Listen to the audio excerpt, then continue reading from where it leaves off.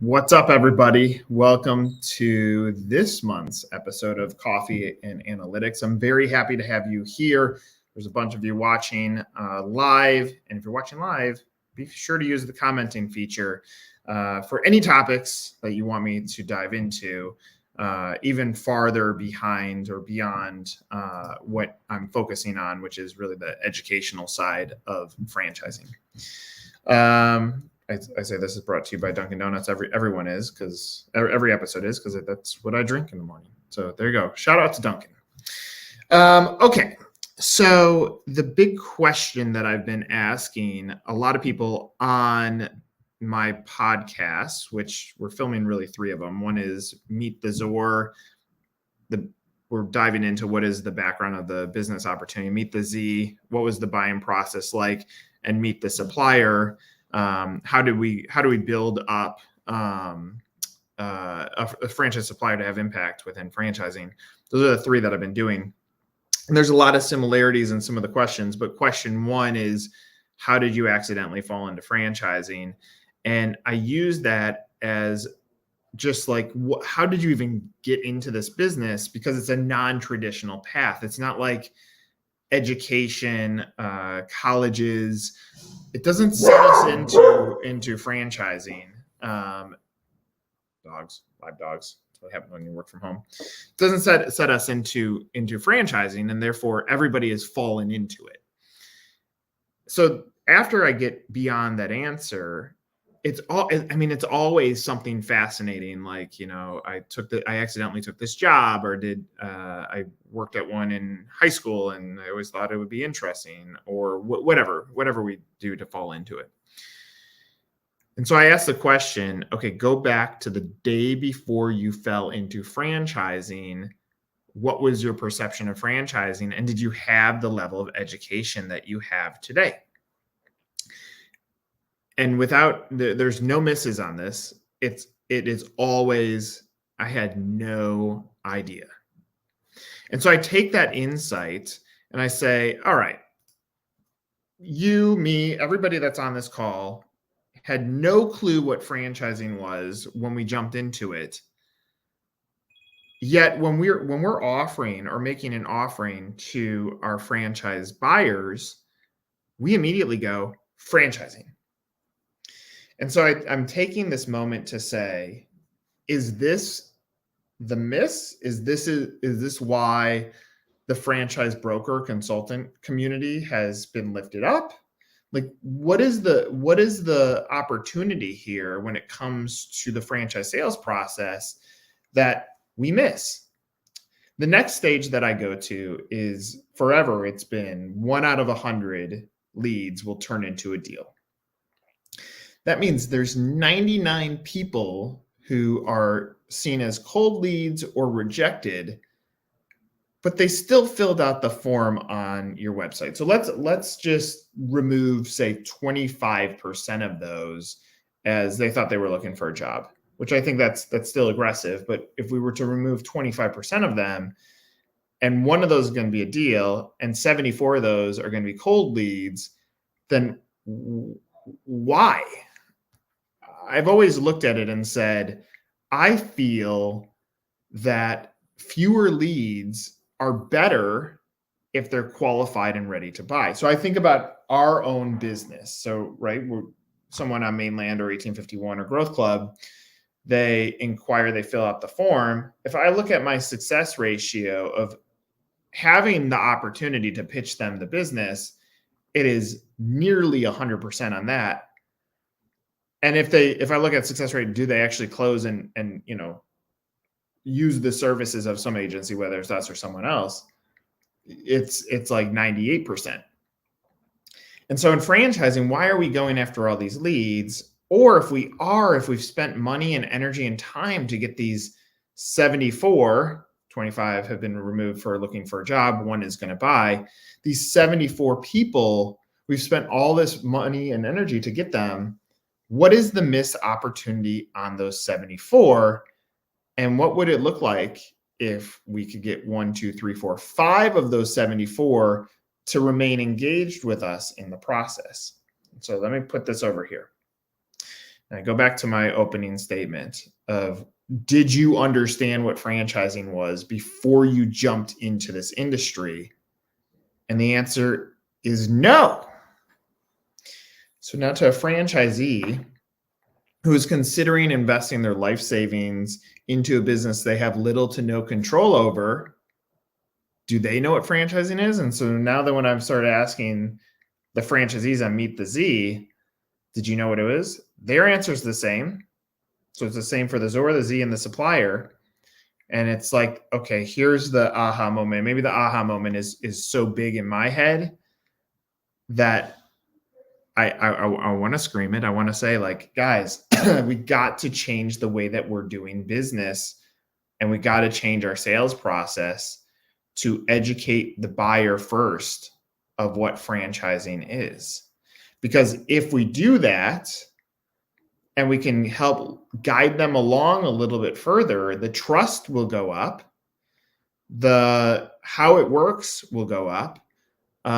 The questions on even as simple as a guide to reviewing our FDD, or how much does it take to go from inquiry to signing, like all of this data or educational data that you as the franchisor could deliver back is not happening. And so because the lack of education, now when they fill out that form, why are these 74 not returning your call? Because maybe they're overwhelmed, or they're nervous, or something's not aligning in their brain to say, well, I do want to buy a franchise. And part of it is, and shame on the industry for this, but we talk about time kills deals. And it does to some extent when you're competing against a whole bunch of brands. But now we go to the next level, which again, and I've mentioned this many times, back at the beginning of last year, 2022, we started taking all the franchisees that we work with and collecting data on their buyer experience or their buyer journey. And we say, how many brands did you look at? And it's averaging out at like 2 or 3. So you're not competing against a ton. So time is not killing deals.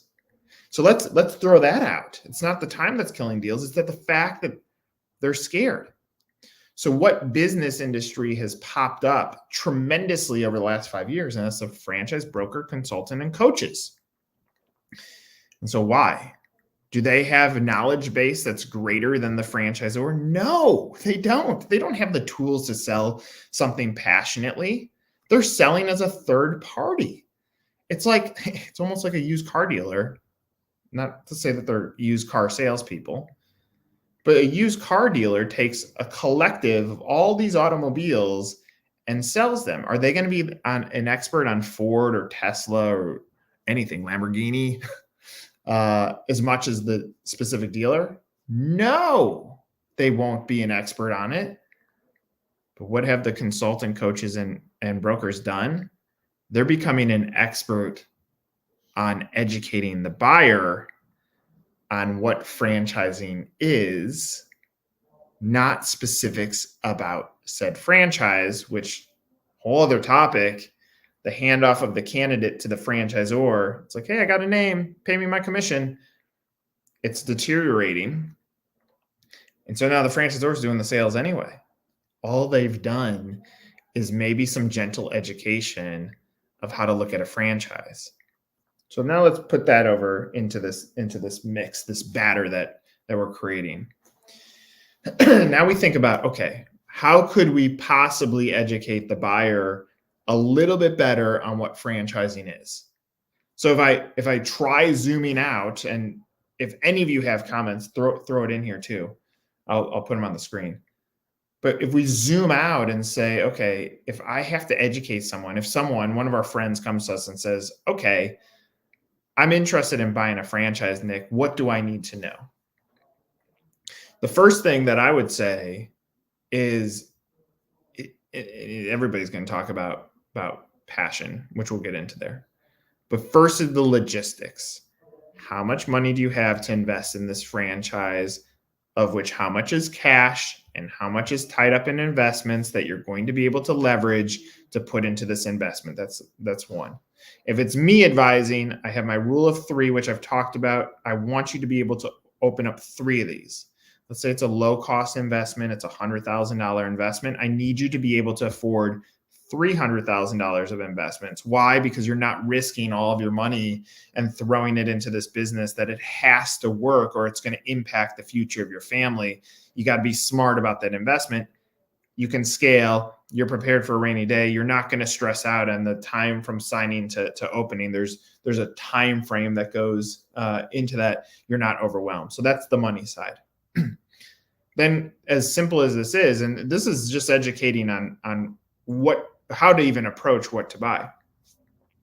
Next thing I say is head, heart, and gut. Those are three tools that every individual has that they're able to leverage in anything that you do. So the head is how does this fit into what my goals and outcomes that I want for my family? Heart is what am I passionate about? Like, could I get up every day and really commit to doing excellence with this business that I bought? Gut ends up being, is this a culture fit? Like, is this CEO really going to have my back when I buy into this business? Are they going to really support me when I get into this? And those three tools is what I need. So how much money do you have leveraging your tools? Now we get into what is franchising. So if any of you are watching this on FranX on Thursdays, which we film live at 12:30 Eastern every Thursday, we're going through the FTC's Consumer's Guide to Buying a Franchise. We're going through each of the chapters of it to try to build out some inventory, storytelling inventory that we're able to now use and build into a masterclass so that franchise buyers have a tool here. But in a general sense, it does a good job at laying out the foundation of what is franchising. But you think about now, we need to educate how franchising works. One, you're going to get a territory. So what brands exist in the territory that you live in? I feel that life is going to continue to get closer to this 15-minute city, that we want everything within a 50 miles of where we live to be basic, 15 minutes of where we live for the basics of what we operate. Now, eventually you can scale and go beyond that, but that's through a scaling business, not on unit one. And so you draw this circumference around where you live and you say, okay, what businesses exist that I can buy in this marketplace? This is going to be my territory. We've already gone through the money side. Now I fill out a form. What does that mean? Like, what does it mean to fill out a form?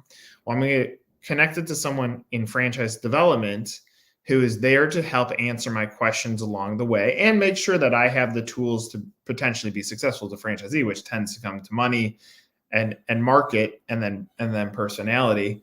So they're going to help set the tone and make sure, like, am I pre-qualified to buy a franchise? Same way that a bank is going to go through pre-qualifying you to buy a house. They're going to say, are you pre-qualified to potentially be presented back to this franchise to buy? As you go through this process, you're going to be disclosed your FDD, which is this giant fat document.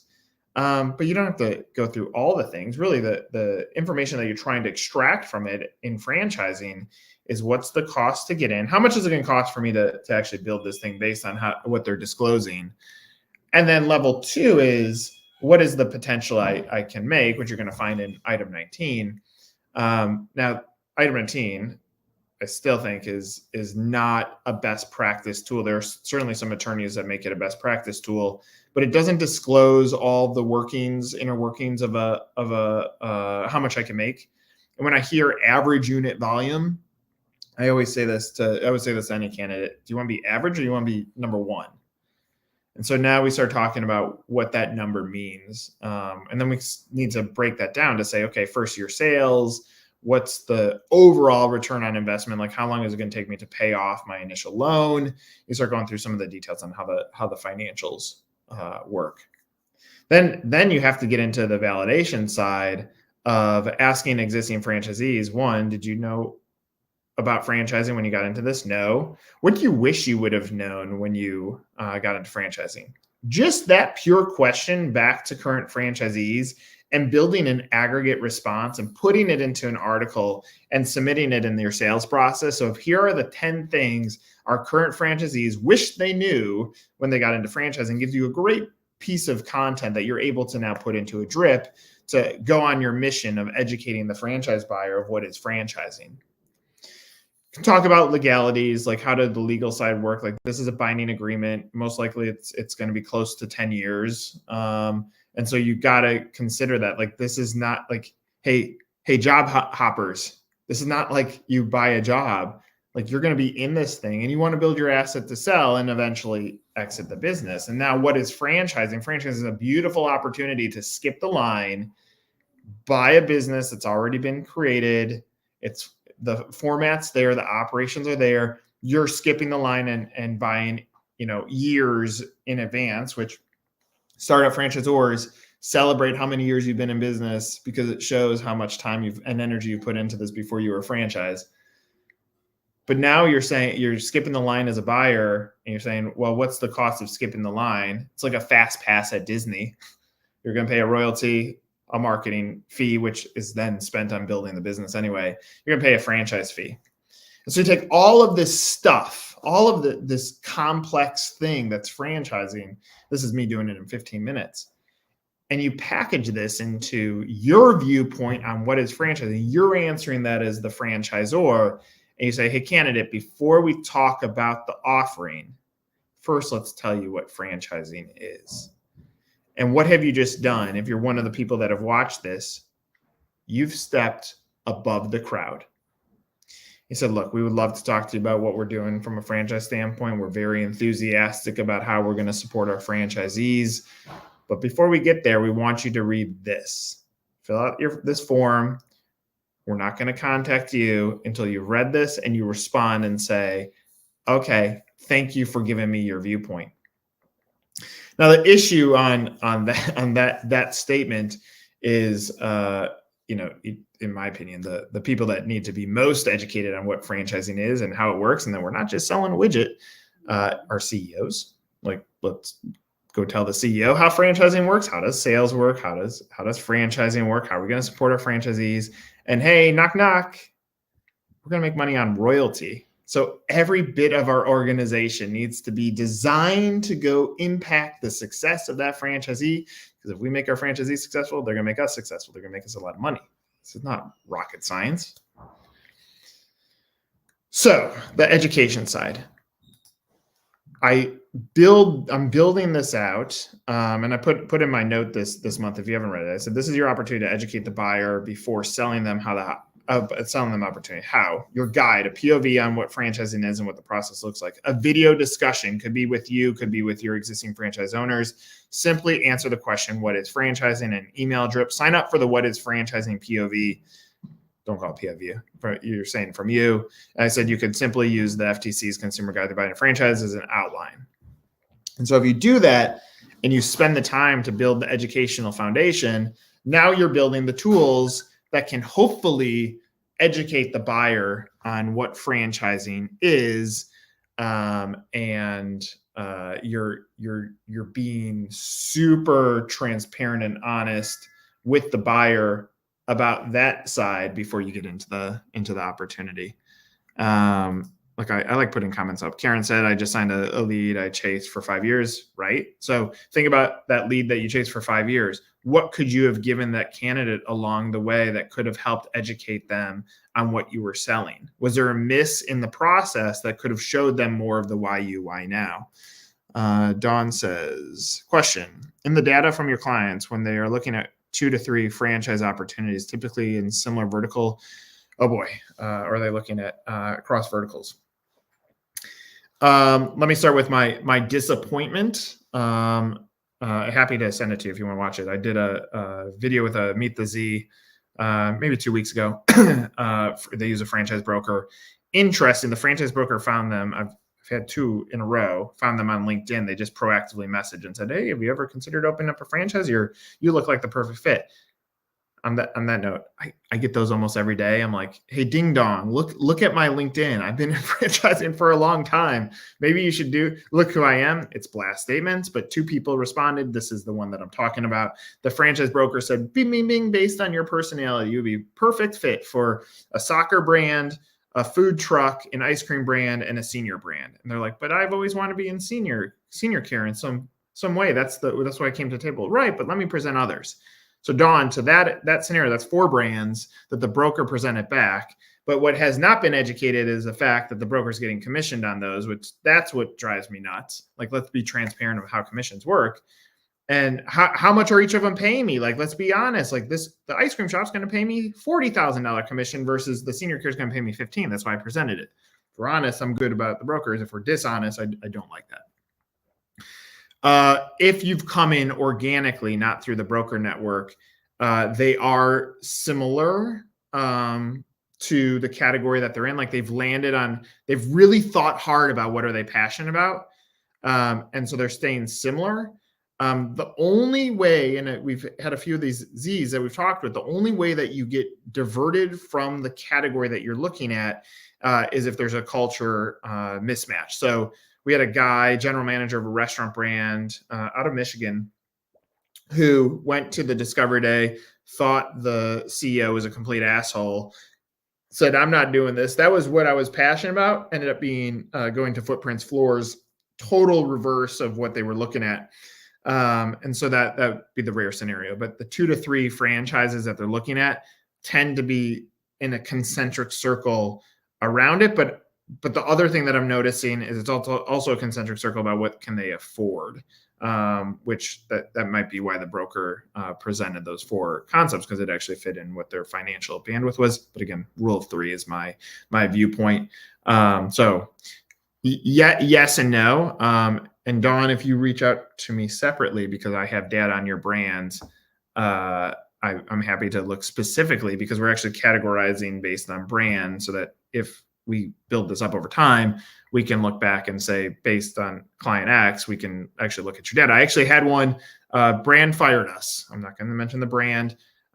They said, our leads are taking too long. You're not doing your job. I said, okay, let's pull up your data. So just for argument's sake, I pulled it up, ding, ding, ding. I read it specifically. 1 year, 2 months is how they averaged out. I said, so what do you want me to do about this? You're not getting your deals, but they literally just said 1.2 months. That's inaccurate. Okay, then your franchisees are lying. Good for you. I'll give that. I like giving I'm not a middle finger guy. I like the thumbs up. It seems more aggressive. Okay, Nick, do you have a quick FAQ on 1851 that you share with your clients that they can point candidates to read? No, Dawn, but we are building this out. Here it is. I'll say it out loud. I like to do what I say I'm going to do. One of the tools that we're working on is basically a white label product on what is franchising, so that our clients can just fill in the information and build it out themselves. So we're building out the content. Then if video goes in there, it can feed in there. So that was something that I thought was very important to build out. Second statement, I will say this: I'm not committing to the date. When I wrote Sticks and Stones, which is my first book, which is more on my human journey into business, I said I will never write a book again. I'm pretty far in on a book for franchisees that I'm working through too, and part of this came from the insight of this. So stay tuned on that. And then I'll just throw another one up from Karen. I think suppliers are not being able to educate Z's about franchise world determined to all sides. I 100% agree. I find this fascinating about most conferences that celebrate the franchisor, but the franchisor still gets on stage. And if you said, okay, tell me the best practices, they don't know it. They hire suppliers to do the best practices. So wouldn't, in an ideal world where the supplier is not selling their services, wouldn't it make sense for the suppliers who are studying this across all these brands to actually disclose the best practices? The problem is there are plenty of dirty franchise suppliers who who just sell. So that's all they're focused on. I've always taken the approach, we're not going to win every client. I'm going to educate the best way that I can. I will give away the information as much as I humanly can, which is why I do these. And if someone wants to work with us, or when they want to work with us, we're here, and we're going to continue to do our best job. We're going to be transparent. We're going to continue to work on our reputation, and try to continue to help businesses. So Karen, I completely agree with that point. So here's my last statement. I'm going to remind you guys, any franchisors watching, get some ad campaigns going for the next month and a half. You have six weeks left in the year. Whoa. Put family first, like show the family. Again, the buyers are going to be buying for next year. You're not engaging buyers typically to buy in the next 6 weeks. You're filling up your funnel for Q1 and Q2 based on the data that we have. Therefore, show what it looks like to be connected with family. Get your PR agency content, swing it more towards family content, so you have these pieces to use these next 6 weeks to build up your toolkit, your tool chest, whatever the term is. So make sure you have some educational material. Go on your website now and say, if I don't know what franchising is, are we doing a good job of educating what franchising is? Maybe we put that on the to-do list for Q1 as a rock. But take these insights. Like, I give these because I'm trying to help you figure this thing out.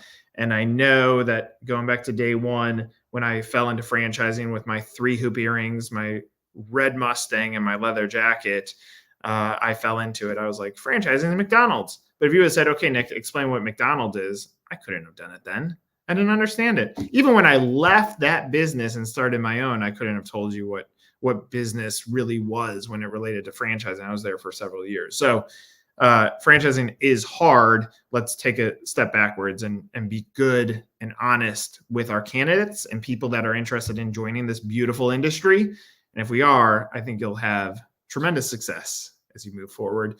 Thank you for watching. If you're watching this in the future, it might not matter, but happy Thanksgiving to everybody who is watching. I appreciate you paying attention. As always, reach out to me if you have follow-up questions. I'm Nick Powles, publisher of 1851franchise.com and Growth Club. If you haven't seen it, go to 1851growthclub.com. We have our first brand on there. We're announcing we've actually brought on 10. We've hit 10 franchisors in our first 2 weeks of getting this thing going. I'm very excited about this. Stay focused on that. Happy Thanksgiving. Stay safe and get going on educating your franchise buyers. This is Coffee and Analytics.